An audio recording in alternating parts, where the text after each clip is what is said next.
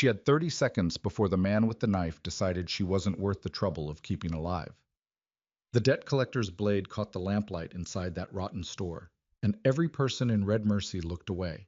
Every single one, because that's what people did in a town built on cowardice. They found something very interesting to stare at on the floor. Every person looked away, except one. A stranger in the back of the store, still as stone, eyes like frozen river water. He hadn't moved, hadn't spoken, but he hadn't looked away either, and that made him the most dangerous man in the room. If this story pulls you in from the very first sentence, hit that like button, drop a comment with the city you're watching from. I want to see just how far this story travels. Now let's go back to where it all began. The mountains north of Red Mercy had a name that most people only said once: Black Hollow. Travelers who'd made the mistake of pushing past the last tree line, past the point where the wind stopped sounding like wind and started sounding like something deliberate, came back changed, the ones who came back at all. They talked about the cold up there in a way that had nothing to do with temperature. Said it was a different kind of cold, the kind that got inside the chest cavity and just stayed there, like it was deciding something about you. The trappers who worked the lower ridges gave Black Hollow a wide berth. They had families. They had reasons to stay alive. They understood instinctively that some places on Earth are not meant to be inhabited by ordinary men, and that anyone who chose to live up there full-time had either made a terrible mistake or was running from something worse than a mountain. Ronan Vance had been running for 11 years. He came down from the pass twice a year, once before the first hard freeze, once in late spring when the snow softened enough to make the lower trail passable without killing his horse. He didn't look forward to it. He didn't dread it either. He approached the descent the same way he approached everything, with the flat mechanical efficiency of a man who had stripped away every unnecessary feeling and buried the rest so deep it would take a pickaxe to reach them. The horse knew the way. Ronan let it pick its own footing through the rocks and ice while he ran the list through his head. Salt, flour, lamp oil, lead shot, 3 sizes. Percussion caps, 2 tins if Henley's had them. Coffee, if the price was under $1. It wouldn't be, but he'd check. He did not think about the town itself. He did not think about the people. Red Mercy was a transaction, nothing more. You went in, you exchanged what you had for what you needed, you left.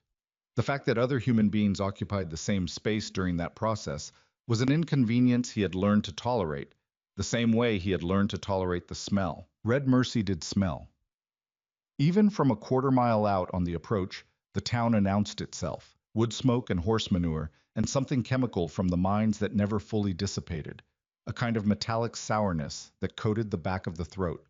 Ronan pulled his collar up out of habit, not against the cold. At this elevation in late October, the air coming off the flats was almost warm compared to what he'd left behind, but against the smell of other people's lives pressing in too close. The town had grown since his last visit. Not much, but enough to notice. A new structure going up on the east end, raw lumber yellow against the gray of everything else.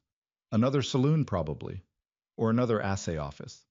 In Red Mercy, it was usually one or the other. He tied the horse at the rail outside Henley's General, checked the knot twice, not because he didn't trust himself, but because a man alone in the mountains learned that the difference between careful and dead was usually one moment of inattention, and went inside. Henley's General Store smelled like everything that Ronan associated with the worst parts of civilization. Tobacco, cheap tallow candles, the Swedish rod of potatoes kept too long in a barrel, and underneath all of it something damp and fungal that suggested the floorboards had been arguing with the ground moisture for years and losing. The store was not crowded, but it felt crowded. 3 men near the back, playing cards on a barrel that had been converted into a table. A woman with 2 children pressed against the dry goods shelves, pretending very hard to be interested in bolts of cloth. Old Henley himself behind the counter, reading something and deliberately not looking up. And in the center of the room, blocking the main aisle, a man who Ronan clocked as trouble before he'd taken 2 steps through the door. I was thick through the chest, wearing a coat that had been good quality once, but had acquired the particular griminess of a man who slept in it regularly. He had a knife on his belt. Not a working knife, the kind a trapper or a rancher carried for practical purposes, but the kind worn slightly forward, the kind you were supposed to notice. His hat was pushed back on his head in a way that suggested he wanted people to see his face, to see the expression on it. The expression was the problem. It was the look of a man who was enjoying himself. In front of him, backed against the counter with nowhere to go, stood a woman. She was young, mid-20s maybe, though she had the kind of face that made precise age guessing difficult, because whatever softness she'd started with had been worn down to something harder, dark hair coming loose from a knot at the back of her neck. A dress that had been mended so many times the original fabric was more patch than cloth. Her hands were flat on the counter behind her, fingers spread, and she was watching the man with the knife with absolutely no expression on her face. That was the thing that stopped Ronan in the doorway. Not the knife, not the obvious threat of the man's posture or the way his hand kept drifting toward the handle just to remind her it was there. What stopped Ronan was the woman's face. No tears, no pleading, no performance of helplessness. Just those flat, cold eyes watching the man in front of her like she was cataloging him, like she was filing information away for later use. I've told you before, Mrs. Cross. The man's voice was conversational, almost pleasant, which was worse than angry would have been. Thomas's debt don't disappear just because Thomas did. Widow or not, the obligation transfers. Thomas has been dead 4 months. Her voice was steady. Not brave. Steady. There's a difference. Brave suggests effort. Her steadiness sounded like something that had been burnt down to its foundation and rebuilt with different materials. I've got no money. I've told you that. You've told me a lot of things. He took a step forward. Not close enough to touch her yet, but close enough that she couldn't move without moving toward him. Here's what I told the boys over at the Kingfisher. Told them I had a debt to collect. Told them the debtor's widow was a handsome woman with nowhere particular to go. He paused. They seemed interested in a working arrangement. The woman with the children near the dry goods made a small, involuntary sound. Nobody else moved. My name, the man said, almost gently, is Silas Grady, and I always collect. Ronan had made it exactly 3 steps into the store before he stopped. He stood there with his rifle slung over his left shoulder and his list in his head, and the very specific awareness that none of this was his business, that he had come down from the mountain for salt and flour and lamp oil, and not for whatever was happening in the middle of this miserable general store, in this miserable town full of people he didn't know and didn't want to know. He looked at the woman. She hadn't looked at him yet. She was still watching Grady. He looked at Henley, who was studying his newspaper with the focused intensity of a man trying to become invisible through sheer concentration. He looked at the 3 card players in the back, who had gone very still and very interested in their hands. He looked at the family near the dry goods, the woman pulling her children in close. Then he looked back at Evelyn Cross. She turned her head then, not toward the door, not toward the card players, not in any of the directions that a frightened person looks when they're searching for help. She turned her head directly toward Ronan, like she'd known he was there the whole time, like she'd been waiting to see what he'd do. Her eyes were brown, dark brown, almost black in the poor lamplight of the store, and the expression in them was not a plea. It wasn't hope. It wasn't even desperation. It was assessment. She was looking at him the same way she'd been looking at Grady, cataloging, filing, deciding. Ronan stood there for exactly 4 seconds. He counted them. He had a habit of counting things when he was deciding whether to do something he knew he shouldn't. Then he crossed the store. What's the debt? His voice came out rougher than he intended. 11 years on a mountain with no one to talk to had done something to his voice, stripped it down to just the necessary parts, no more volume than it took to carry meaning across a room. Grady turned slowly, in the theatrical way of a man who doesn't feel the need to hurry because he doesn't perceive threats. He looked Ronan over. The worn coat, the fur hat that was more function than fashion, the rifle, the hands, the face, and appeared to arrive at a comfortable conclusion. Friend, he said, this is between me and the widow. Best you mind your own affairs. I'm asking what the debt is. Grady's eyes narrowed slightly. He recalibrated. Not dramatically, not in any way that would have been obvious to someone not watching closely. But Ronan had spent 11 years in a place where misreading an animal, where misreading anything, could end you, and he noticed the tiny shift in Grady's posture. The weight moved back onto his heels, just slightly. $42, Grady said, plus interest, owing from Thomas Cross's loans. The man borrowed from me regular, gambling debts mostly. 42. 42 even, and I'm a fair man, so I haven't added the full interest since. I'll pay it. The store went so quiet, Ronan could hear the lamp above the counter hissing. Grady blinked. It was the blink of a man whose script had just been taken away from him. I beg your pardon? I'll pay the 42. Ronan reached into the interior pocket of his coat and produced a bundle of wrapped furs, beaver pelts, the kind that fetched good prices in the trading post 2 towns over, the kind that represented 3 months of careful trapping in conditions that would hospitalize most men. He set them on the counter. That's worth 60 at current prices. You take the 42 from that and leave the change with Henley. Grady stared at the furs, then at Ronan. You don't even know this woman. No. Then why in them the... Because $42 is $42. Ronan held Grady's gaze. And because I don't like the way this conversation was going. Something moved through Grady's expression then. Not embarrassment, not exactly, but something adjacent to it. The humiliation of a predator being interrupted mid-hunt. His jaw tightened. His hand moved toward the knife handle again, this time less automatically, more deliberate. You're making an error, Grady said quietly. You don't know who I am in this town. I know what you are, Ronan said. Same thing exists in every town, and you know what the furs are worth. Take the money or don't, but you're done here. The silence stretched. The card players in the back had gone so still they weren't even breathing. Then Grady looked at Henley, who was now definitely not reading his newspaper. Looked at the furs on the counter. Did the calculation that men like Grady always did. The one that weighed pride against practicality, revenge against risk, and arrived at whatever decision $42 in certain money makes inevitable. He took the furs. This doesn't end a thing, he said to the room in general, or to Ronan specifically, or to Evelyn Cross. It was hard to tell which. He moved to the door, paused with his hand on the frame. Not a thing. Then he was gone. The lamp kept hissing. Outside, a horse clomped away down the street. Ronan turned to find the woman watching him. I didn't ask for that, she said. No. I wasn't going to let him. I know. He said it simply, without argument. Because he did know. He'd seen it in her face. She'd had a plan of some kind, something beyond just standing there. He didn't know what it was, and it wasn't his business. It's done now. She looked at the counter where the furs had been, then back at him. The assessment was still there in her expression, but it had changed slightly. Less cataloging, more something that might have been the edge of confusion, like he'd introduced a variable she hadn't accounted for. What do you want for it? She asked. Nothing. Men don't spend $60 on nothing. 42, he said. And I just told you what I want for it.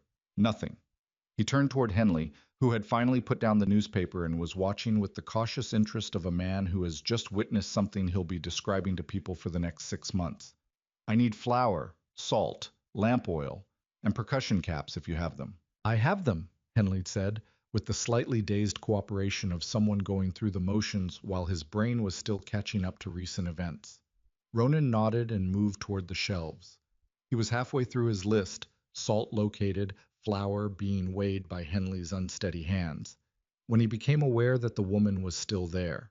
Not hovering exactly, but present in his peripheral vision in a way that suggested she was working something out. He kept his back to her and said nothing. Where are you going? She said finally. It wasn't quite a question. Mountains. He picked up a tin of lamp oil and checked the seal. Black Hollow Pass. Tonight? Tomorrow morning. I'll sleep in the stable. He set the oil down and looked at the next item on his mental list. Coffee. He'd said only if the price was under $1. He was going to buy it regardless. He always did. They'll come after me, she said. Probably. Grady doesn't let things go. I know what he is, Ronan said again. I've got nowhere. She said it flat, without self-pity, like she was reciting something factual. Thomas's brother wants the house. Town constable answers to the mine company, and the mine company answers to whoever pays them. I've got $6 in a tin under the floorboard, and nothing else. Ronan stood at the shelf with his hand on a bag of coffee beans and stared at the wall of merchandise in front of him for a moment. Then he turned around. She hadn't moved. She was standing with her arms at her sides, not crossed, not wringing her hands, just standing there in that exhausted dress with those dark cataloging eyes, waiting. I live alone, he said.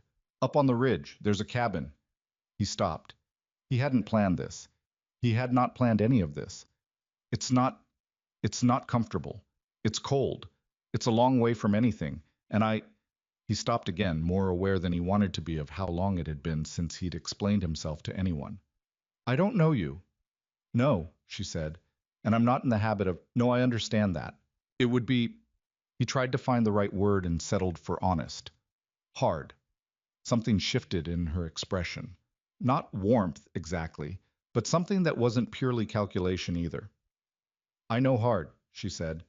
He looked at her for a long moment. The horse leaves at first light, he said.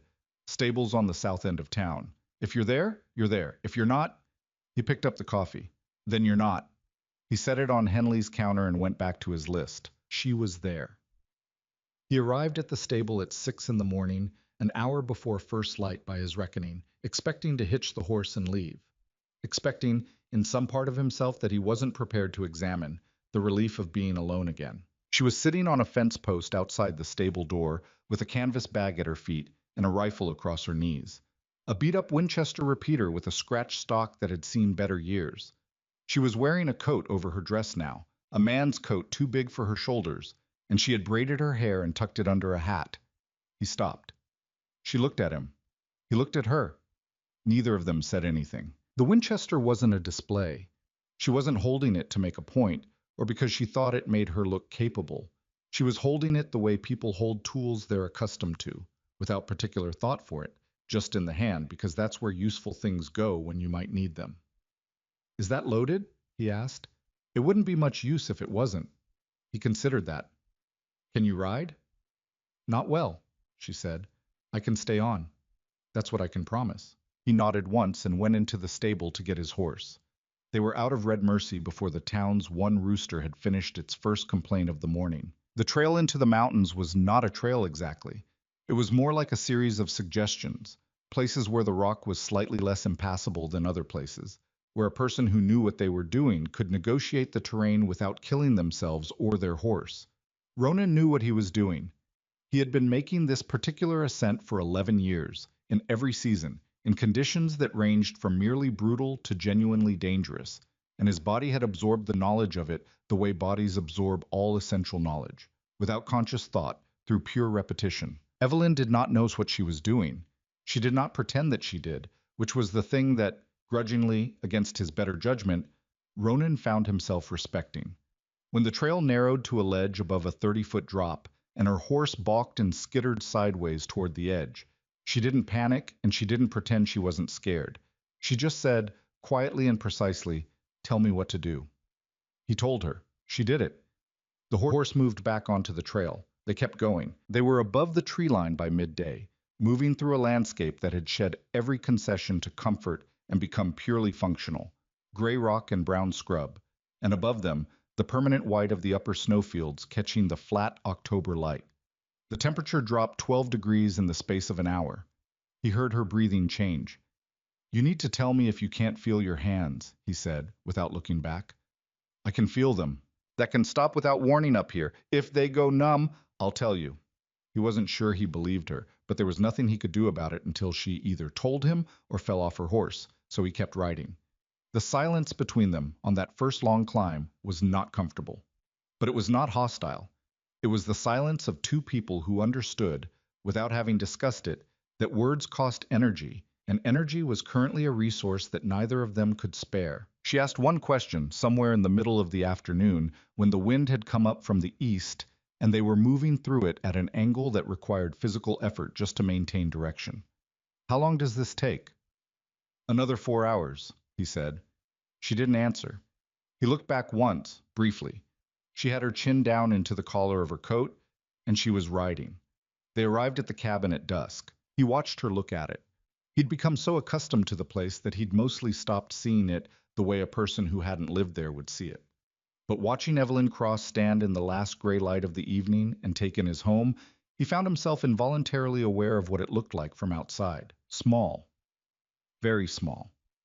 Built into the side of the ridge so that the back wall was the mountain itself, which had solved certain structural problems, but had created the permanent impression that the cabin was being slowly absorbed into the rock. The roof had 2 decades of living moss on it, which actually improved the insulation, but didn't improve the aesthetics. One window, north-facing because that had been the only direction available, covered with oiled paper rather than glass, because glass was $17 a pane and he had better uses for $17. The door fit reasonably well. He'd spent a whole autumn 3 years ago rehanging it and filling the gaps. But the overall impression was of a structure that had survived not through quality, but through sheer stubbornness. She looked at it for a long time. Then she looked at him. "You live here," she said. "Yes." She looked back at the cabin. "Alone?" "Yes." She nodded, once, slowly, the nod of a person recalibrating expectations. "All right," she said, and picked up her bag and walked toward the door. He stood there a moment longer than necessary. All right. Not what he'd expected. No obvious horror, no second guessing, no outward doubt. Just all right. As if the cabin were simply the next fact in an ongoing series of facts to be dealt with. He followed her inside. The interior of the cabin was one room, with a wood stove that was the single most important object in his life, and a sleeping platform built against the east wall, and a work table, and 2 shelves of supplies, and currently the smell of 11 months of one person's occupation, pine smoke, and dried meat, and something Ronan couldn't smell anymore but assumed must be present because he'd smelled it in other people's one-room dwellings. He lit the stove while she stood in the middle of the room, still wearing her coat, looking at the space with the same methodical assessment she seemed to apply to everything. "Where do I sleep?" she asked. He gestured toward the sleeping platform. "You can have that. I'll—" He looked around the cabin as if a solution might present itself. There wasn't one. The floor was dirt. "I'll manage." "That's a kind offer, but I'm not taking your bed." She set her bag down. "I'll make something. Is there material?" "There's blankets in that chest." "And boards?" "There's timber under the lean-to outside." "Then I'll make something." She said it with the practicality of someone who had been making do with available materials their whole life. "Show me where the woodpile is." He showed her. Then he stood back and watched, because he didn't know what else to do, while this woman he'd known for 12 hours moved around his cabin and began doing things. It felt strange. Not wrong exactly. Strange. Like his eyes were having trouble processing the information they were receiving. The presence of another person moving through his space, touching his things, making sounds that weren't him or the wind or the mountain. He sat at the work table and started stripping a piece of leather that needed work and told himself it was fine. The stove popped and settled. Outside, the first real wind of evening came down off the upper ridge, hit the cabin walls, and went somewhere else. The oiled paper in the window shivered once and went still. Inside, Evelyn Cross found a pot and some dried beans in the second shelf and, without asking, started cooking. Dinner was beans and dried venison and coffee, eaten at the work table with enough room between them that neither person had to be conscious of the other's elbows. She'd made the coffee slightly too strong by his standard, which was not a complaint he was going to make under any circumstances. "How long have you been here?" she asked. "On the mountain." He considered. 11 years. She looked up from her bowl. Something moved through her expression that wasn't quite surprise, but was adjacent to it. Before that? Different place. He didn't offer more, and she didn't ask for it, which he noted. "I've never been above the lower trail," she said. "Never thought—" She stopped. "Thomas talked about going up there once.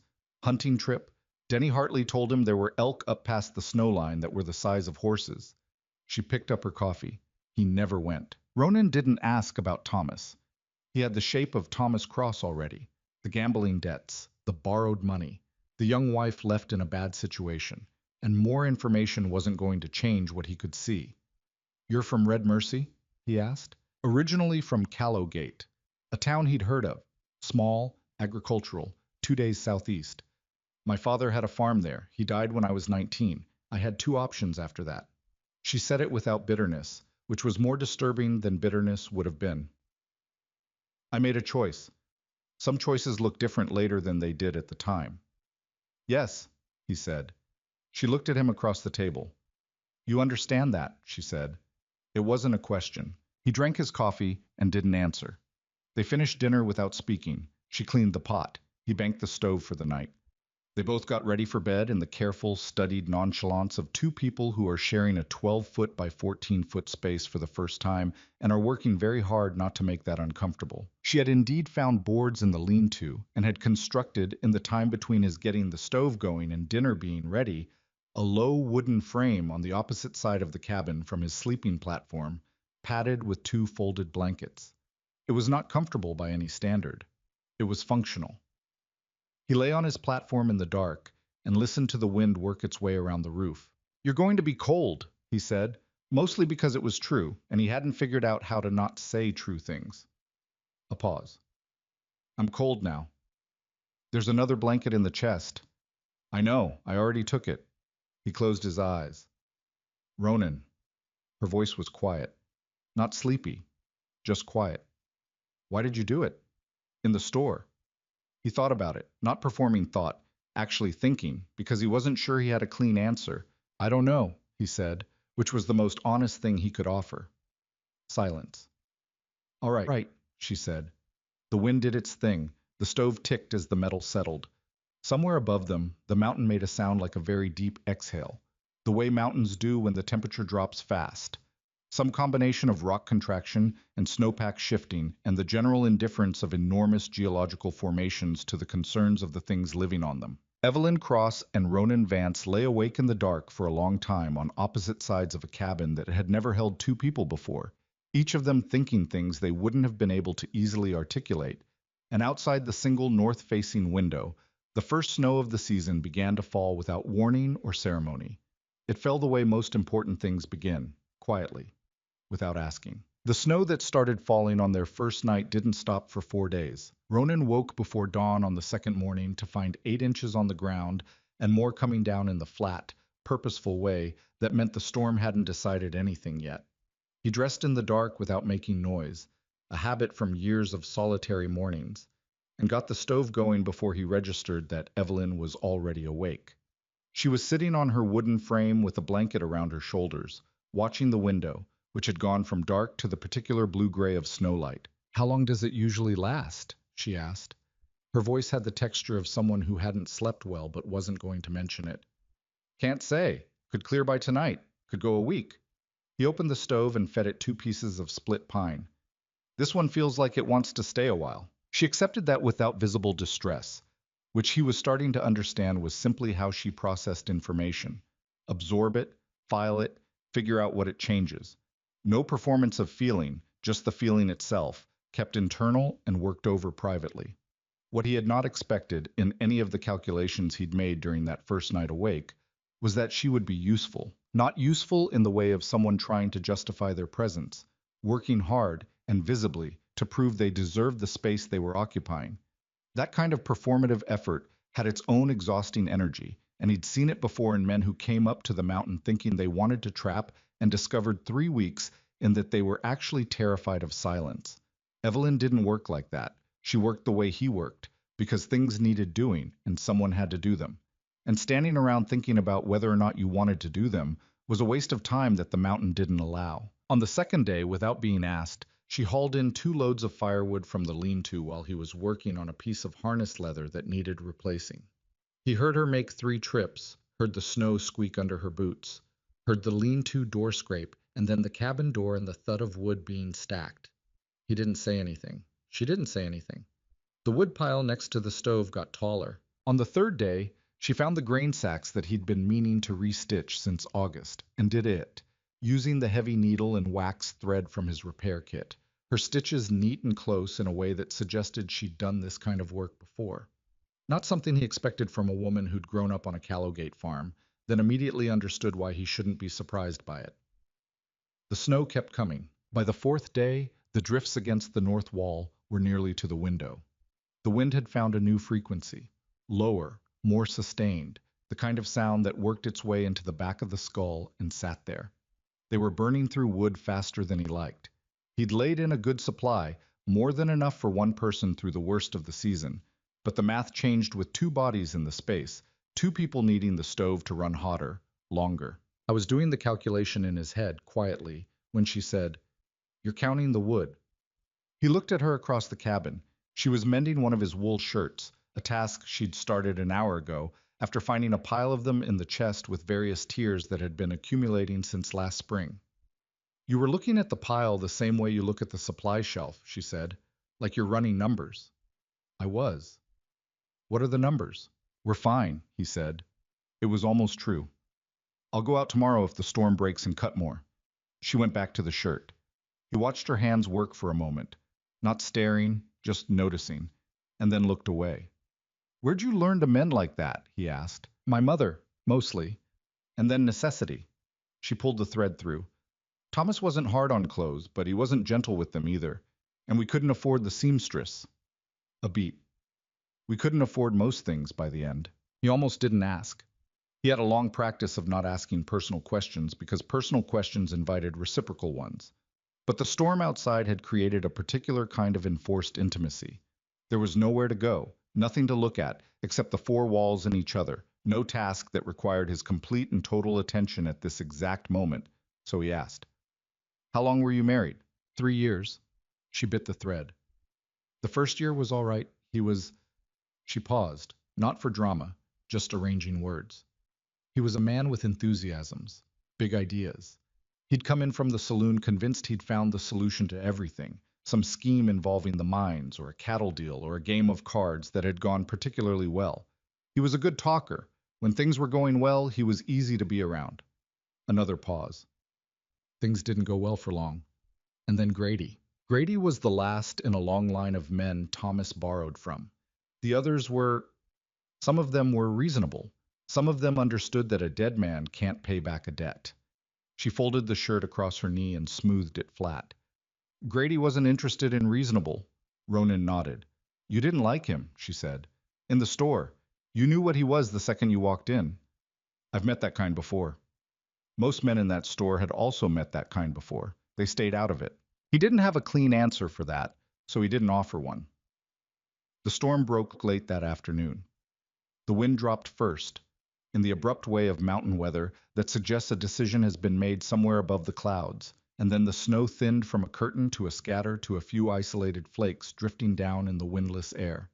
By evening, the sky had opened in the west to a band of cold orange light, and the world outside the cabin window was impossibly white and still. He went out to cut wood the next morning. She came with him. He didn't ask her to. She simply appeared at the door in her coat and hat, picked up one of the two hatchets leaning against the cabin wall, and waited. He looked at the hatchet in her hand. She looked back at him.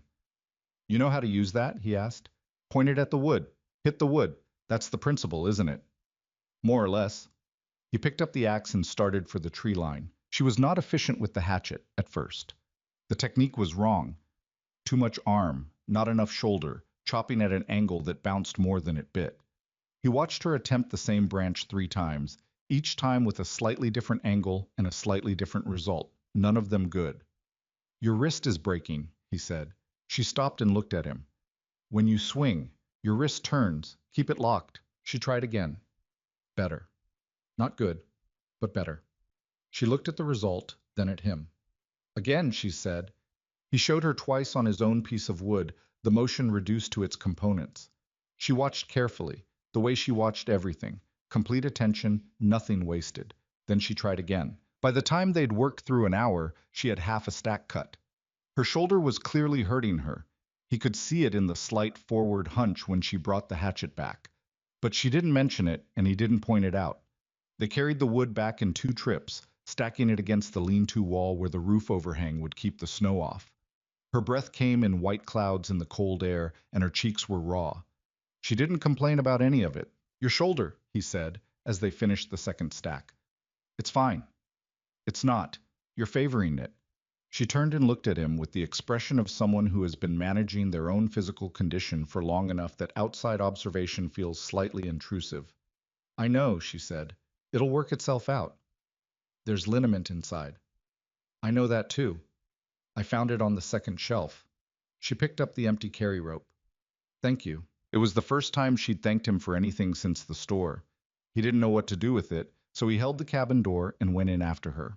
The days developed a rhythm, the way days do when the alternatives are chaos or routine, and you're practical enough to choose routine. Mornings were wood and water. The creek below the cabin froze over in the nights, but broke loose with enough persuasion, and hauling water up the slope was the first task regardless of weather. Evelyn took the water hauling without discussing it. He took the trap lines, which required moving through the upper terrain in conditions she hadn't built the specific physical knowledge for yet. They cooked together in the evenings, or rather they occupied the same space while food got made, dividing the tasks without assigning them through some negotiation that happened entirely in gesture and proximity. She was a better cook than him. This was not a high bar. His approach to cooking was fundamentally about caloric content and available materials, and had nothing to do with whether the result tasted like anything in particular. Her approach was not elaborate, but it had something his lacked: attention. She paid attention to what was in the pot. She adjusted things. The beans tasted different than when he made beans, and he was not going to say this out loud, but he noticed it. What surprised him most was the quiet. Not the absence of noise. The mountain was never truly quiet. There was always wind, or the creak of frozen wood, or the sound of the stove. But the quality of the silence between them. He'd lived alone for so long that he'd forgotten silence could be something other than solitary. This silence was different. Shared silence, which was a thing he hadn't experienced in a very long time, and which felt strange in his chest in a way he found difficult to categorize. He didn't examine it. He'd learned not to examine things that didn't require immediate examination. The incident happened 3 weeks into her time on the ridge, on a morning when the temperature had dropped below what his rudimentary outdoor thermometer could read, and the sky was the flat white of a storm building from the northwest. He'd gone to check the far trap line, further than he usually went in weather threatening, but the beaver traps in the upper creek hadn't been checked in 4 days, and leaving trapped animals in the cold for too long created problems he didn't want to deal with. He told her that morning he'd be back by midday. It was a reasonable estimate based on the conditions at departure. The conditions changed. The storm came in faster than he'd read it. By the time he'd reached the upper creek and dealt with the traps and started back, the wind had come up hard from the northwest, and the visibility had dropped to 30 feet, then 20, then less. He knew the terrain well enough to navigate it in bad conditions, had done it dozens of times. But this was the particular combination of factors: cold, wind, low visibility, and the fatigue that comes from moving through deep snow for 4 hours. That the mountain occasionally used to remind him that familiarity was not the same as safety. He found the tree line. He knew the direction. He kept moving. The cold was the problem. Not gradually. It had crossed a threshold somewhere in the last hour and become the aggressive kind, the kind that started negotiating with the body's core temperature and didn't negotiate in good faith. His hands were functioning, but the fingers had gone from cold to numb to something past numb, that he recognized as a warning he'd been ignoring. He'd had frostbite before, twice in his early years on the mountain before he'd learned to read the signs, and he knew the progression. I was moving too slowly. He knew he was moving too slowly. The snow in the open area between the trees and the cabin was hip-deep in places where the wind had pushed it, and crossing it was less like walking and more like a slow, exhausting negotiation with gravity. He was 70 yards from the cabin when his legs gave, not dramatically. Just stopped being reliable. He went down on one knee and stayed there for a moment, and the part of his brain that remained operational knew that staying there was not an option, but also that getting up required a certain amount of will that was currently in shorter supply than he'd like. The cabin door opened. She'd been watching for him. He realized this later, that she'd been watching from the window for the last hour, that when the storm came in, she'd understood the problem and had stood at that oiled paper window in the gray light, tracking the shapes in the snow and waiting. She came out of the cabin without a coat, which was stupid, which he would tell her later, and crossed the yard in 6 running strides and got her shoulder under his arm. Up, she said. Come on. I'm up, Ronan. Her voice was the same flat, functional tone she used for everything. No panic in it, no elevated emotion, just the voice of someone who had decided what needed to happen and was making it happen. We're 20 feet from the door. Up. He got up. They covered the 20 feet. The cabin door. Inside. The heat from the stove hit him like a physical impact. She sat him down on the sleeping platform and looked at his hands and said something under her breath that he didn't catch. She went to the stove and poured hot water into the basin. Not boiling, she'd already understood that, and put his hands in it and held them there with both of hers. Don't, she said when he started to pull back. Leave them. It's fine. I know you've had frostbite before. I can see the scars. She kept hold of his hands. Leave them in the water. He left them in the water. The feeling came back in stages, each stage more unpleasant than the last, the way feeling always returns to cold extremities, burning first, then the deep ache, then finally something that was merely uncomfortable. She didn't let go until both hands were moving freely. Your coat was soaked through, she said, refilling the basin with water from the pot on the stove. You need to get out of it. I know how to manage cold exposure. You were on your knees in the snow when I got to you. He didn't have an answer for that. Coat off, she said. And the shirt under it, it's wet. He took the coat off. She took it from him and hung it near the stove, then turned back and looked at him with the same practical assessment she'd been applying to him since the general store. He took the shirt off. She found the spare wool blanket from the chest and handed it over without comment. He sat on the edge of the sleeping platform wrapped in the blanket while she remade the fire and checked the stove and moved around the cabin with the quiet efficiency that had become, without him noticing the exact moment it happened, simply part of how the cabin functioned. I miscalculated the storm, he said. Yes. It came in faster than Ronan. She didn't look at him. She was feeding the stove. You don't have to explain it to me.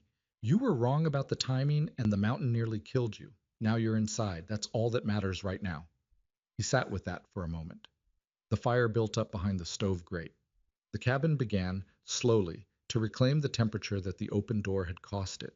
His hands had graduated from aching to merely sore, which was progress. Thank you, he said. She closed the stove door and looked at him. The expression on her face was something he couldn't fully read. Not the cataloging look, not the flat practicality. Something more complicated than either of those.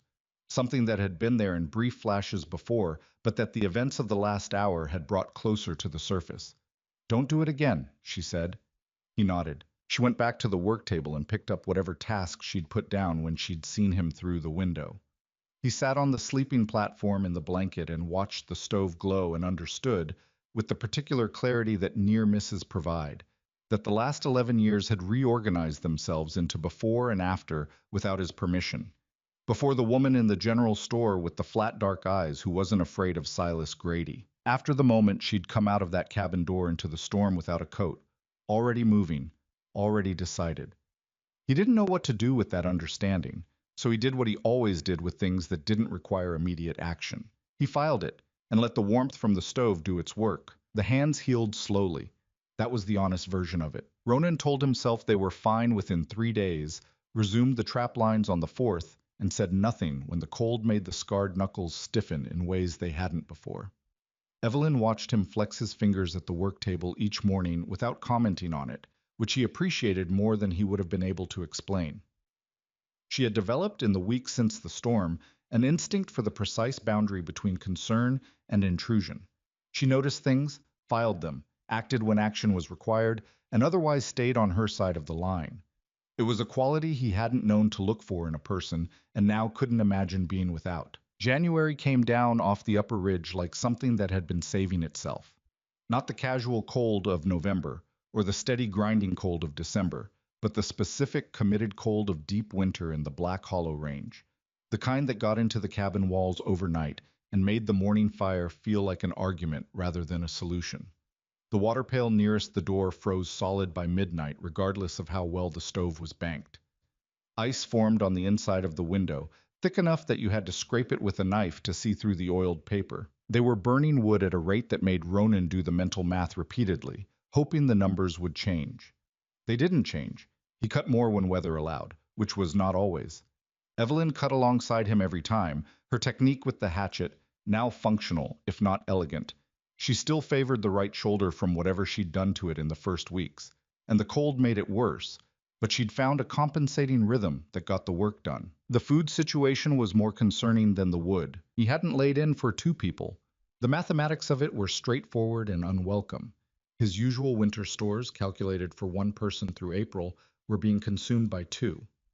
He stretched it where he could, rationed things she didn't know he was rationing, ate less himself without making it visible. She was already doing the same thing.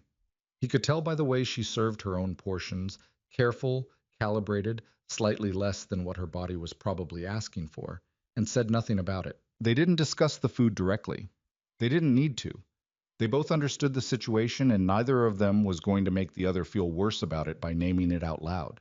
What they did was trap harder. He extended the lines further than he typically would in January, pushing into terrain that was less reliable but more productive.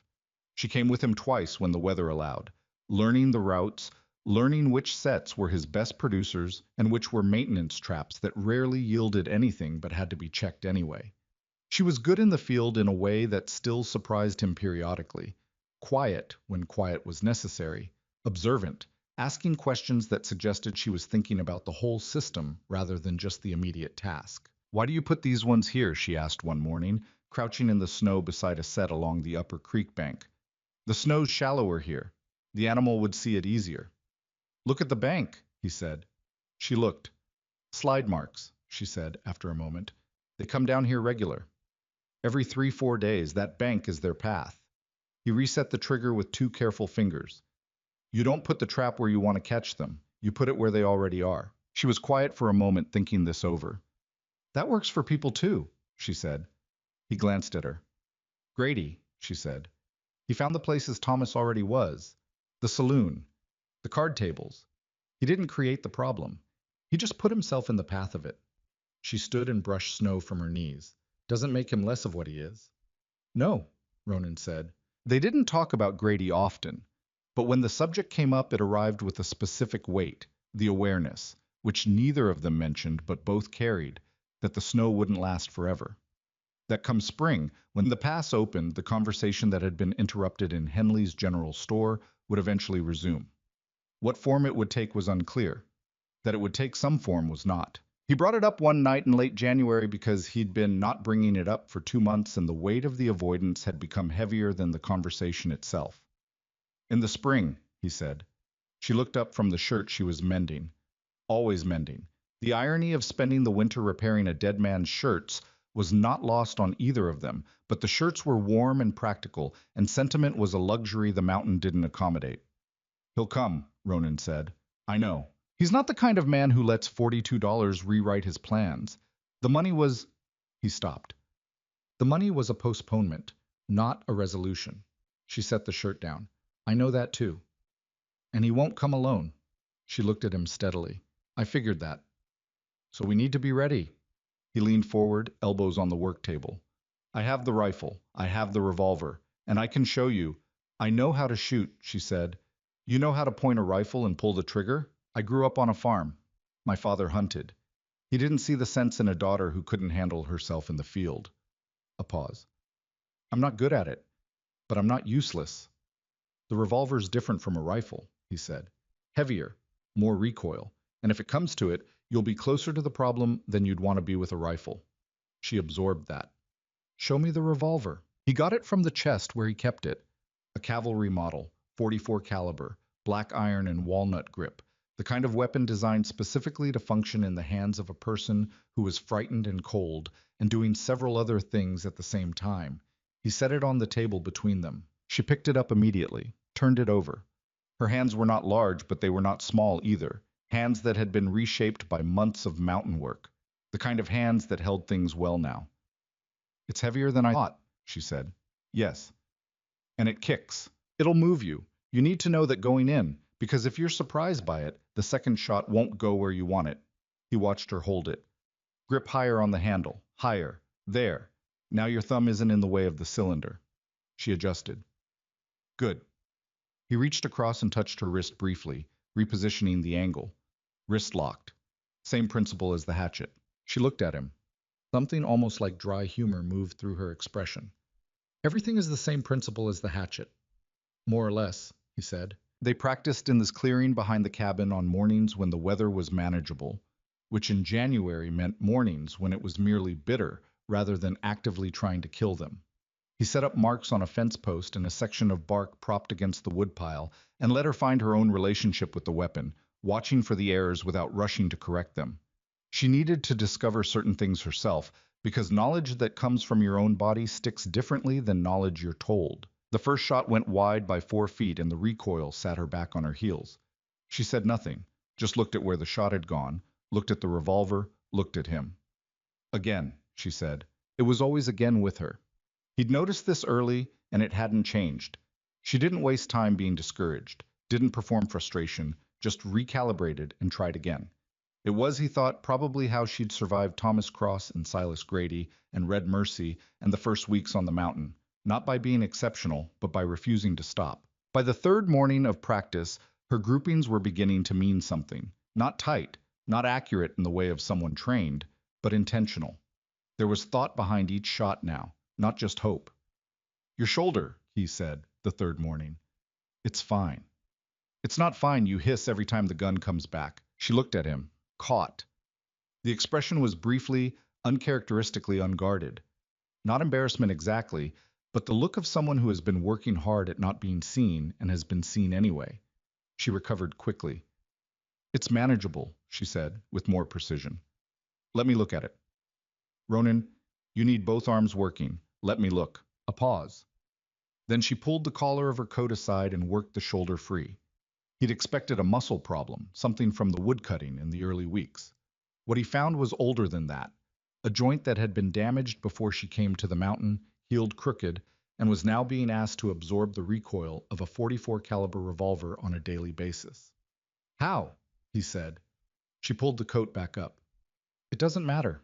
It was deliberate. He didn't make it a question because he could see that it was, and asking her to confirm it would just make it harder. She was quiet for a moment. The wind came through the clearing and pulled at the loose strands of her hair. The second year, she said finally. When Thomas started losing more than winning, She stopped.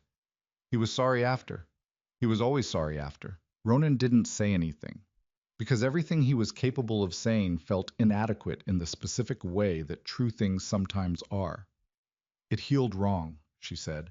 I didn't have the money to see a doctor, and by the time I had enough it had already... She stopped again. I manage it. I know you manage it. He picked the revolver up from where she'd set it on the fence post. We adjust how you hold it. Bring the grip down slightly. It won't be as stable, but it'll distribute the recoil away from the joint. He demonstrated. Like this. She looked at the grip position for a moment. Then she took the revolver back and tried it. Better? He asked. Better, she said. They kept practicing. There were nights in February when the nightmares were bad. His or hers. The distinction was less clear than it should have been, because in a one-room cabin, what one person experiences in sleep becomes part of the other person's night, whether they want it to or not. He'd been having some version of the same dream for 11 years. Variations on the same event, the same faces, the same specific moment that had sent him up into the Black Hollow range in the first place. He didn't know what she dreamed. He knew the sound of her waking from it, a sharp, indrawn breath, followed by silence, followed by the careful movements of a person who had woken suddenly and was orienting themselves quickly, making sure of their location. One night in the third week of February, when the temperature outside had been below zero for 6 straight days, and the cabin was doing its best against it, he woke at 2 in the morning to find her sitting up on her sleeping frame with her arms around her knees. He watched her for a moment in the dark. You don't have to pretend, he said. She looked over at him. In the faint glow from the stove grate, her face was mostly shadow. You wake up like something's still in the room with you, he said. She was quiet for a long moment. Then she said, Does that go away? He thought about 11 years of the same dream in different forms. It changes, he said, which was honest, if incomplete. She rested her chin on her knees. The stove clicked. Outside, the wind was doing its patient work against the roof. The night he died, she said, Thomas, I was relieved. She said it flat, like a confession that had been waiting a long time for the right darkness to be set in. Not glad. I wasn't glad, but relieved. And then I spent the next 4 months feeling like a terrible person for that. You weren't, he said. I know that. A pause. Most of the time I know that. She looked at the stove grate. Some nights I forget. He didn't offer comfort, because she wasn't asking for comfort.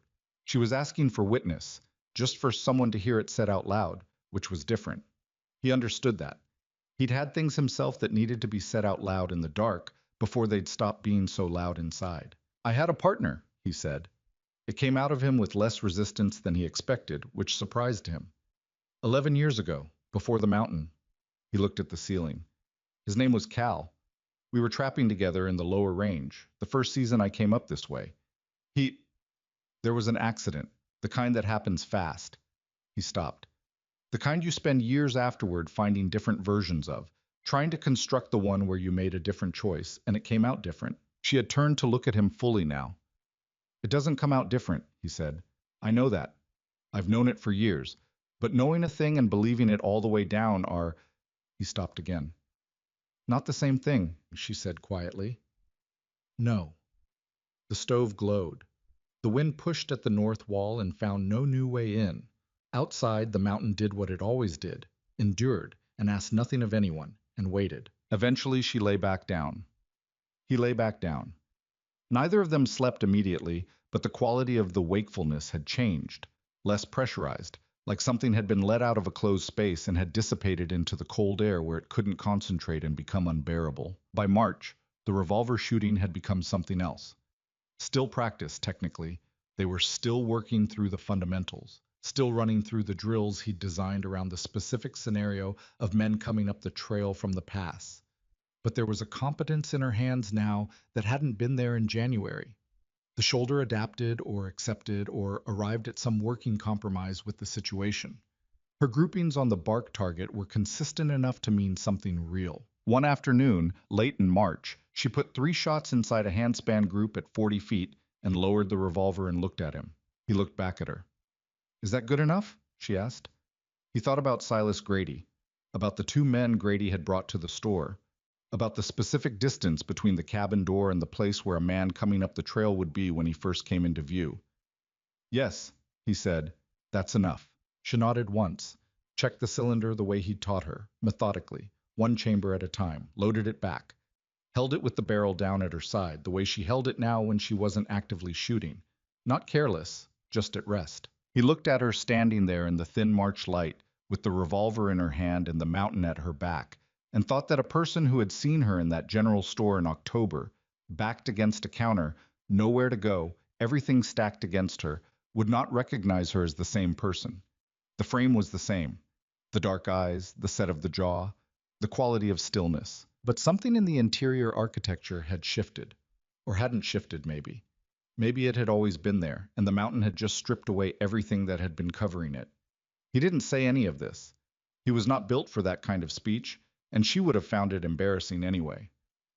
"Snow's breaking up on the lower trail," he said instead. She looked south, toward the pass, as if she could see through the ridge to the road below. "When?" 3-4 weeks. Maybe less if the temperature keeps.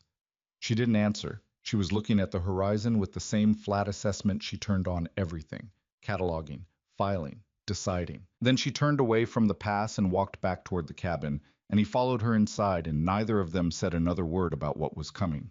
There was nothing useful left to say about it. They'd done the work, they'd made the preparations.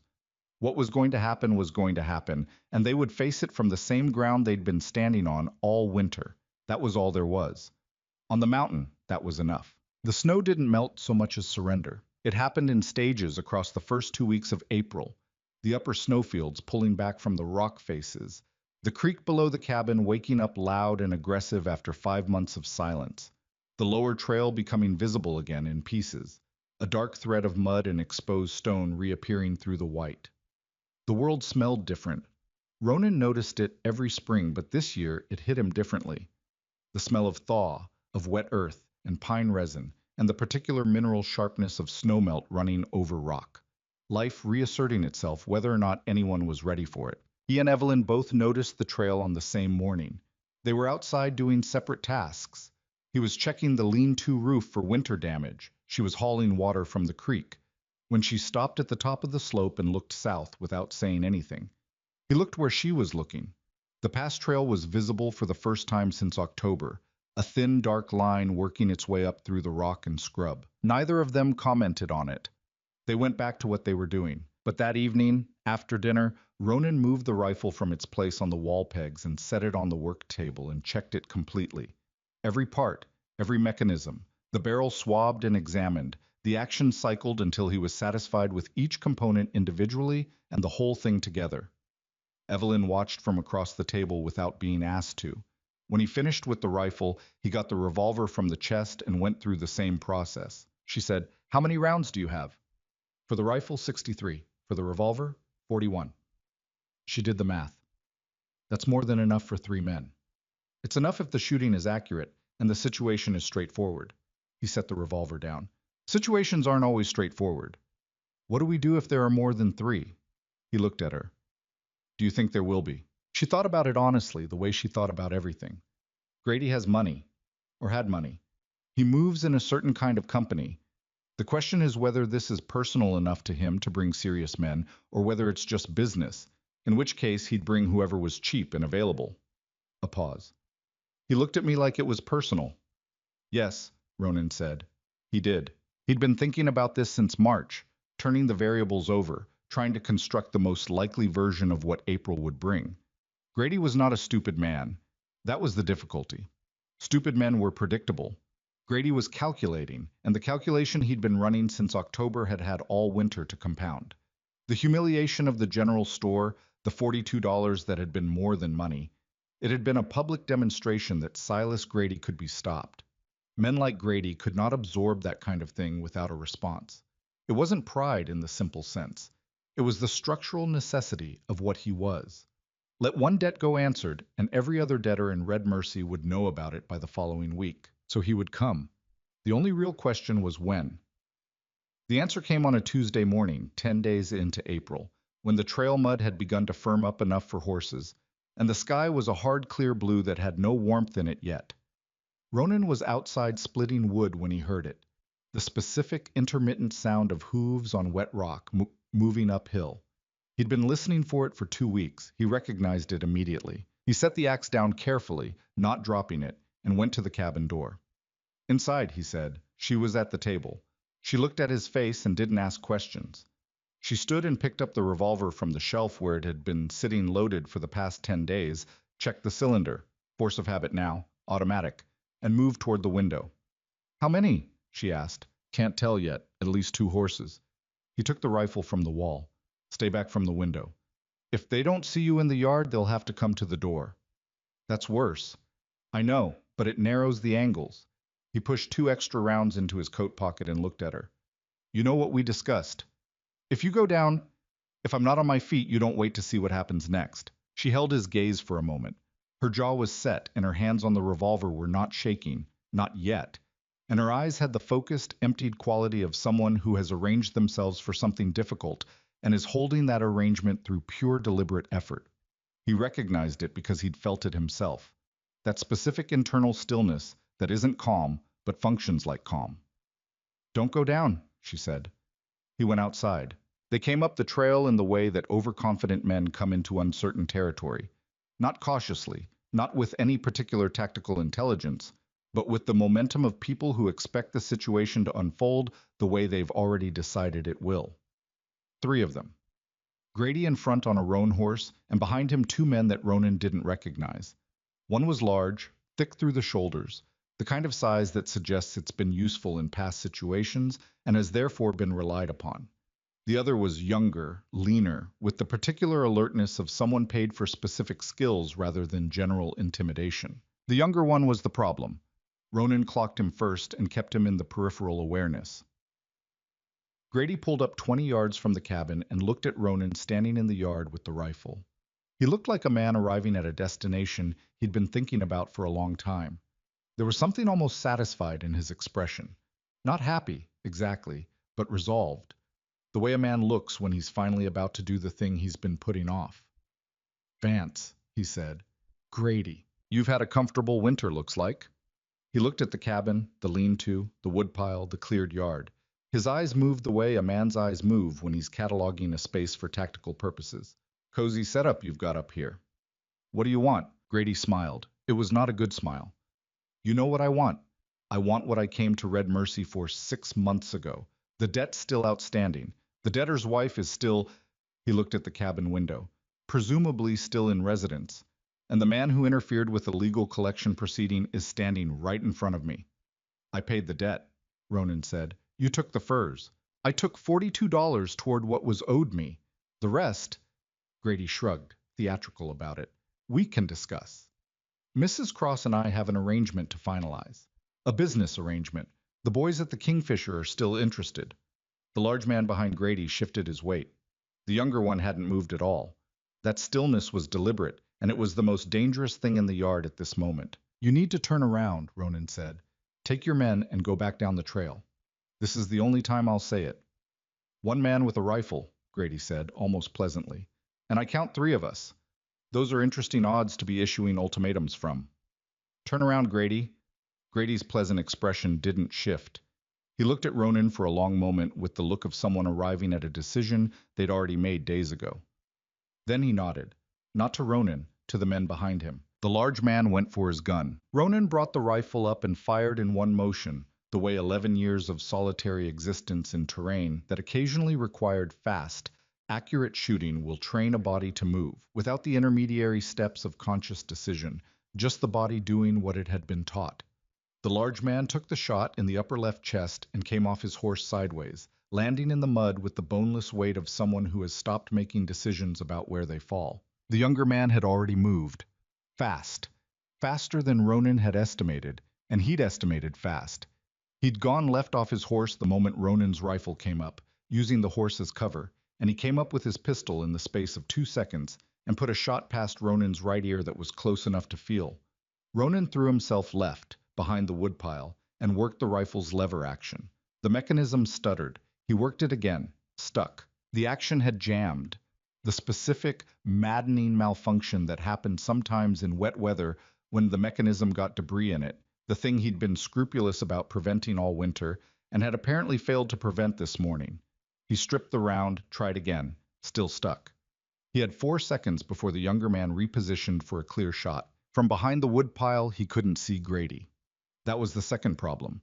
Grady had moved off his horse during the first shot, and Ronan had lost visual on him, which meant Grady was somewhere in the yard that Ronan couldn't see, which was exactly the situation he'd been trying to prevent. The younger man fired again. The shot hit the top log of the woodpile and sent splinters into Ronan's face. He felt the sting of it along his cheekbone, but didn't move. "Come out from behind there, Vance," Grady's voice, from the left, closer than he expected. "Rifle's jammed. I heard it. Come out and we'll—" The cabin door opened. Everything that happened next took approximately 4 seconds, and Ronan remembered it afterward in the way you remember things that occur at the intersection of terror and precision. Each component separately, each one clear, the sequence of them assembling into something almost slow. Evelyn came through the door with the revolver up. Not running, not rushing, walking, the way he'd taught her. Deliberate, weight forward, both hands on the grip, wrist locked. The shoulder would be screaming.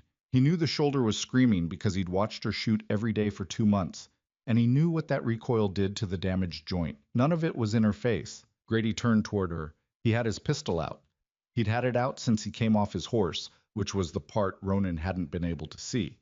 And he swung it toward her with the mechanical efficiency of a man who has done this kind of thing before and is not particularly troubled by pointing a weapon at a woman. I was 25 feet from her. She was 40 feet from the woodpile where Ronan was pinned. The younger man behind the horse was repositioning, tracking her now instead of the woodpile.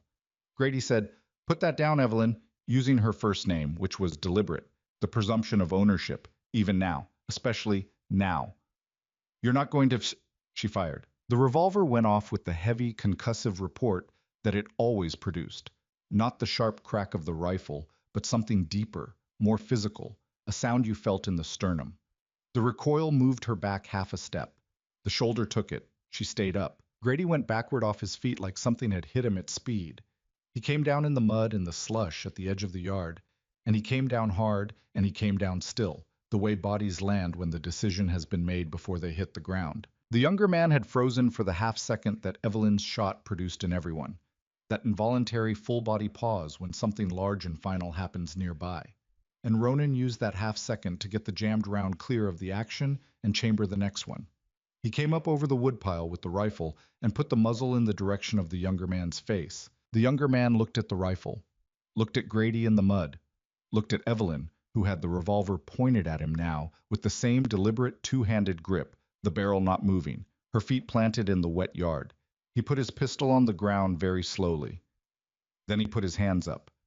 The silence that followed was the loudest thing Ronan had heard in months. He came out from behind the woodpile with the rifle up, keeping the young man in his sights while he crossed the yard. He picked up the dropped pistol and stepped back. The large man was not moving and would not be moving again. Grady was the same. "Back down the trail," Ronan said to the younger man. "Leave the horses. You walk." The man looked at the horses, calculating.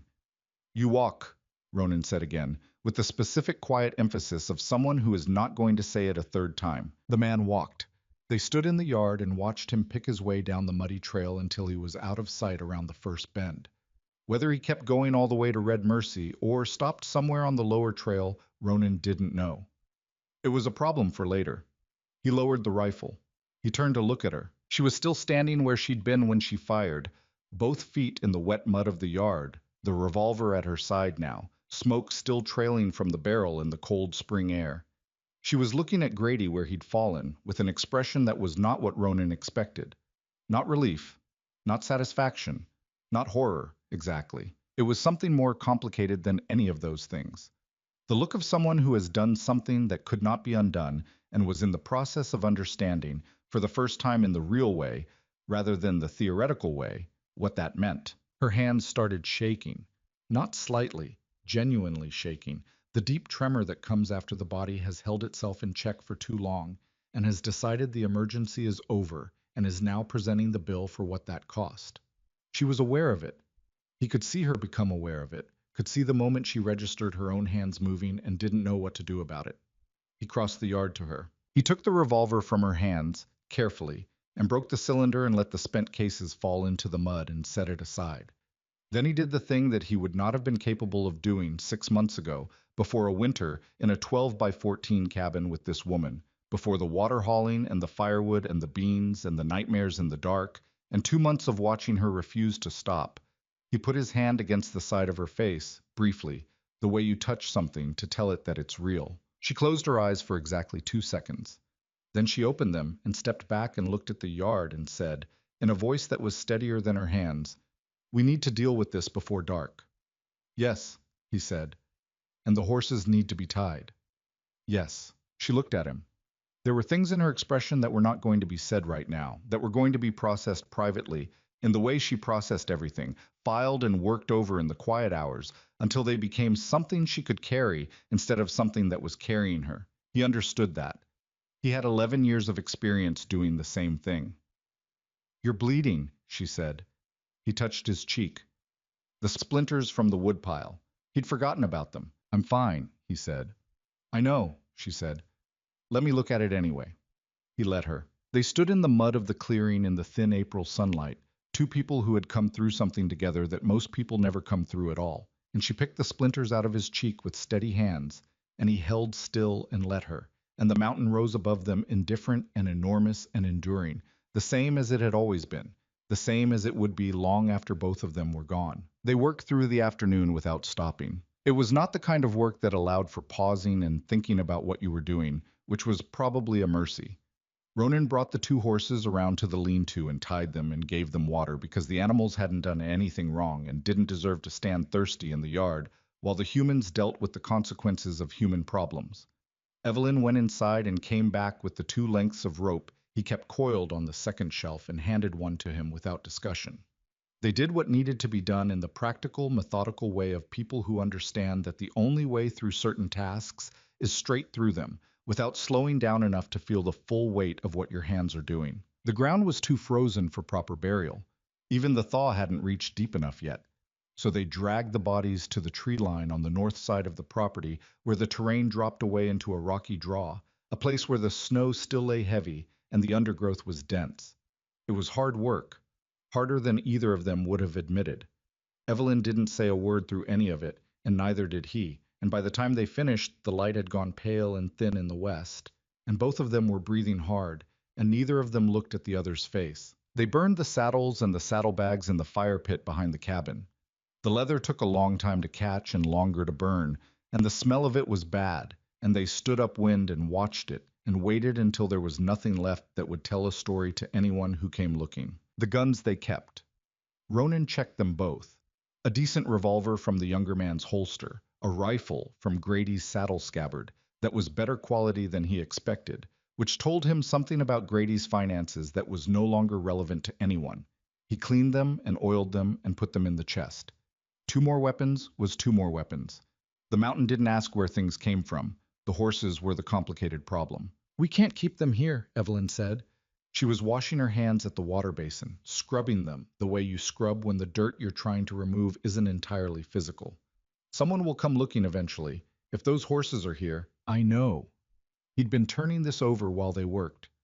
"There's a man on the lower trail, Beckwith. He runs cattle in the valley, keeps to himself. I've traded with him." He dried his hands on a rag and looked at the horses through the lean-to door. "I'll take them down tomorrow. Tell him I found them loose on the pass. He won't ask much. And if the younger man talks, when he gets back to Red Mercy. Ronan thought about the man's face when he'd put the rifle on him. The calculation in it, followed by the decision to walk away. He was hired, he said. Hired men who walk away from a job don't generally advertise that they walked away from a job. And Grady doesn't have anyone left to report to. He folded the rag. The constable in Red Mercy answers to the mine company. The mine company is not going to spend money investigating what happened to Silas Grady on a mountain pass on behalf of men who hired out their guns. It's not worth it to them. She turned this over. You sound certain. I'm not certain. I'm calculating probabilities. He looked at her. The probability that anyone in Red Mercy will spend serious effort on this is low. The probability that the hired man will keep his mouth shut to avoid explaining his own part in it is high. A pause. That's not the same as certain. Nothing's certain. She nodded. She understood the difference. She'd always understood the difference. And she didn't ask him to promise her something more than the honest odds. It was one of the things about her that he had stopped noticing because it had become simply part of what she was, the same way the cabin's particular smell or the sound of the creek in the morning had become part of the mountain's baseline. They ate dinner late after dark, both of them moving around the cabin with the slightly mechanical quality of people running on the last of the day's reserves. She made something simple, the dried beans again, with the last of the smoked venison cut thin across the top, and coffee that she made correctly this time, at the strength he preferred, a calibration she'd made sometime in December without commenting on it. He noticed things like that. He noticed more things than he let on. He sat at the table with his coffee and looked at his hands and thought about the day. What struck him, sitting there in the ordinary lamplight of the cabin he'd built and occupied alone for 11 years, was not the violence itself. He'd been in difficult situations before. The mountains had produced their share of them, and he'd produced a few himself, in the years before Black Hollow when he'd been a different and less careful kind of man. What struck him was the door opening. The moment the cabin door had opened and she'd come out into that yard. He'd replayed it multiple times since it happened, the way the mind involuntarily replays the events it hasn't finished processing. Not the shot, the moment before the shot, the deliberateness of her. The way she'd walked across the yard with her weight forward and the revolver up, into a situation where the odds against her were substantial, and she'd walked into it anyway, because the alternative was watching him get killed behind a woodpile, and she had apparently decided that was not an acceptable outcome. You should have stayed inside, he said. She looked up from her bowl. That was the plan, he said. If it went bad outside, you were safer. You were behind a woodpile with a jammed rifle, and Grady had already moved to flank you, she said, with the patience of someone explaining something to a person who already knows they're wrong. If I'd stayed inside, he would have come around the woodpile and shot you at 4 feet. She looked at him steadily. That wasn't a plan anymore. That was a situation. You could have been shot. Yes. She picked up her coffee. So could you. He sat with that. There wasn't much he could do with it because she was right. Tactically, practically, by every measure that mattered in the actual moment, she was right. The plan had stopped being viable when the rifle jammed and Grady left his horse, and she'd made a correct assessment of a changed situation in real time and acted on it. That was not a thing he could argue with. What he couldn't say, what was sitting in his chest in a way that had nothing to do with tactics or probability calculations, was that the 4 seconds between the door opening and the shot had been the longest 4 seconds he'd experienced since Cal went into the snow 11 years ago on the lower ridge, and that the feeling those 4 seconds produced in him was not a feeling he had a ready category for, because he'd spent a decade and more making sure not to be in situations where that particular feeling was possible. He drank his coffee. You were good, he said, which was inadequate but was what he had. She looked at him across the table. Her expression did the thing it sometimes did in private moments. The outer layer of practicality went thin, and something more complicated showed through, not softness exactly, but the suggestion of depth beneath the surface. I was terrified, she said. That's not the same as not good. I know. She set her coffee down. I know that. A pause. My hands didn't stop shaking until about an hour ago. Mine either, he said. She looked at him. He wasn't sure she entirely believed him. That was all right. It was true, but he understood why it might not look that way from the outside, and he wasn't going to work hard to convince her. The shaking had been internal, the kind that doesn't always show on the surface of a man who has spent 11 years building a surface that doesn't show much. But it had been there. They sat together in the quiet for a while, with the stove going and the mountain doing its night sounds outside the walls. And something settled between them that didn't need to be named to be real. The next morning, he took the horses down to Beckwith's place on the lower trail. It was a 4-hour round trip in mud that was getting worse as the melt accelerated, and Beckwith asked exactly one question. These shod recent?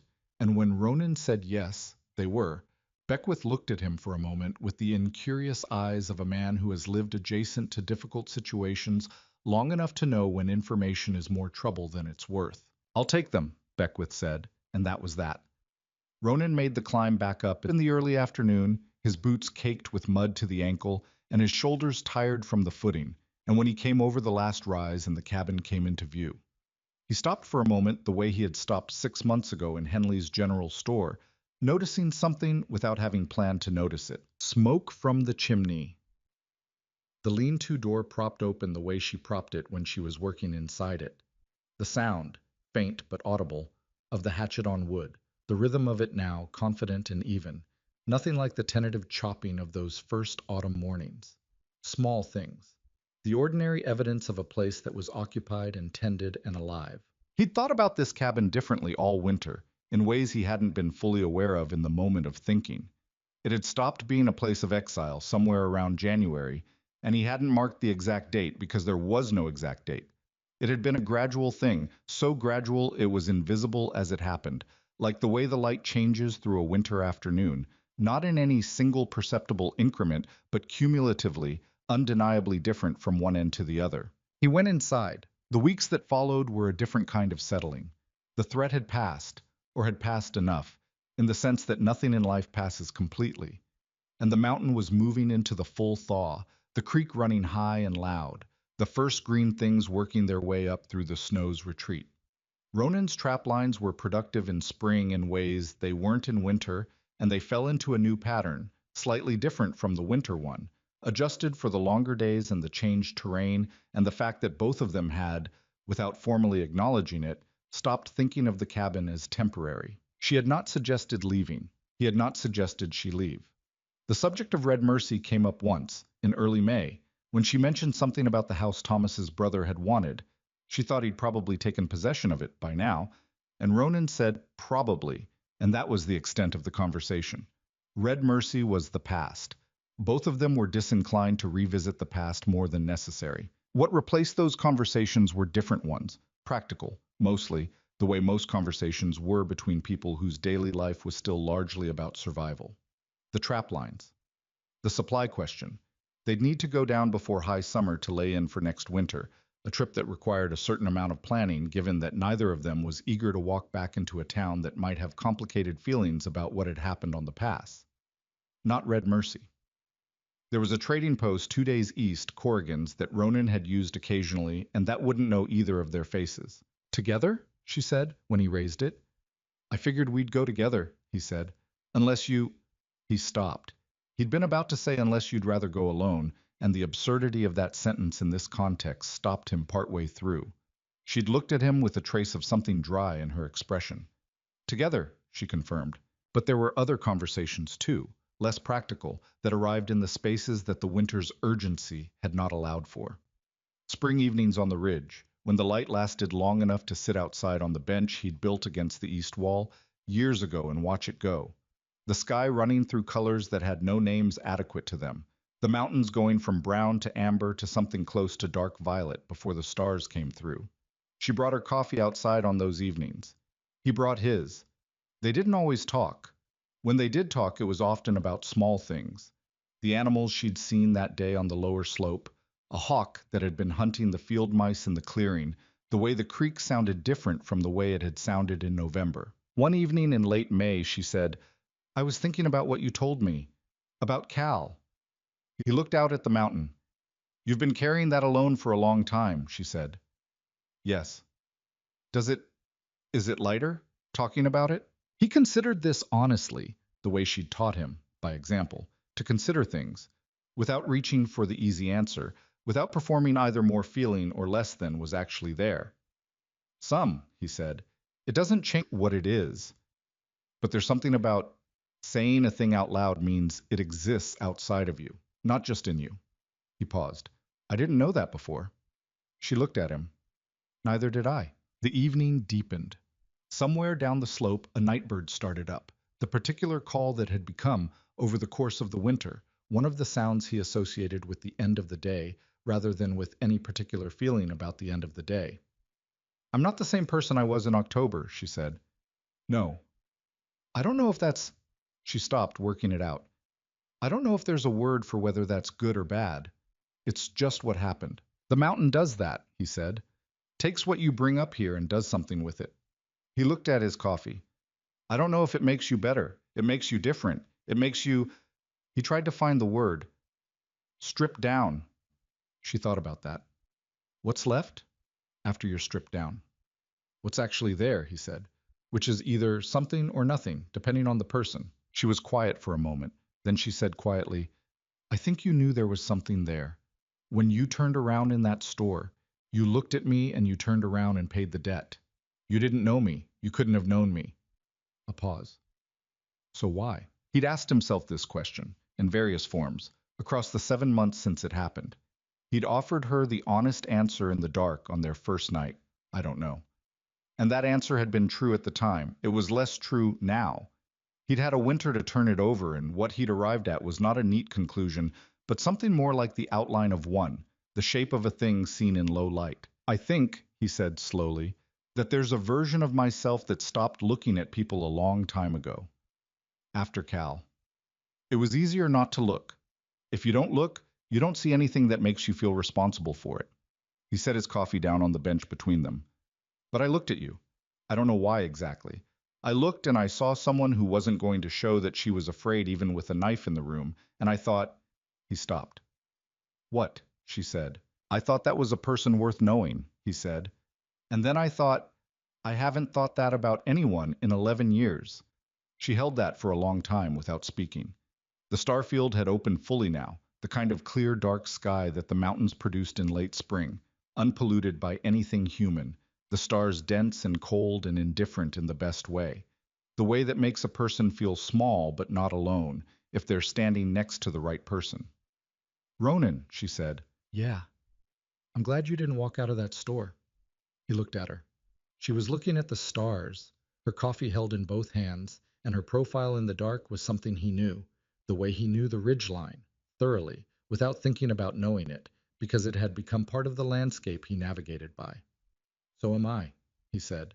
They sat there until the cold coming off the upper snowfields made the bench uncomfortable, and then they went inside, and he banked the stove for the night, and she folded the blankets on her sleeping frame, still the wooden frame she'd built that first week, though it had been rebuilt twice with improvements and now bore little resemblance to the original rough construction. He lay on his platform in the dark and thought about the trap lines he'd run tomorrow, and the supply trip they'd need to plan, and the bench on the east wall that needed a new board on the left side where the wood had started to check. Ordinary things. The texture of a life that was not extraordinary by any external standard. No wealth, no comfort, no proximity to anything most people would recognize as civilization, but that had, without his designing it, become exactly the size and shape of what he wanted his life to be. He didn't know what to call what he and Evelyn Cross were to each other. He'd stopped trying to find the right word somewhere around February and had decided that the absence of a precise word was not a problem that needed solving. She was here. He was here. The mountain held them both, and they held each other in the way that people who have been through hard things together hold each other, not with the frantic grip of people afraid of losing something, but with the steady, unspectacular reliability of people who have already proven they'll show up. In a storm, in a jammed rifle, in a general store in October when every other person in the room looked at the floor. He had spent 11 years believing that the best version of solitude was the complete kind. No one to worry about, no one to lose, no one to require anything of him that he might fail to provide. The mountain had seemed to agree with that position. It was, after all, a place that stripped away everything unnecessary and left only what could endure. What he understood now, lying in the dark with the stove ticking and the creek running loud outside the walls, was that he'd been wrong about what was unnecessary. Evelyn's breathing, across the cabin, had the slow rhythm of someone almost asleep. He closed his eyes. Outside, the mountain went on being the mountain, enormous and indifferent and ancient, asking nothing of anyone, caring about nothing, unable to care. And inside the small, ridiculous, moss-roofed, dirt-floored cabin built into its side, two people who had arrived at this place by completely different routes of damage and survival and stubborn refusal to quit were alive and warm and not alone. The mountain didn't care about that, but they did. And in the end, that was the only thing that had ever mattered.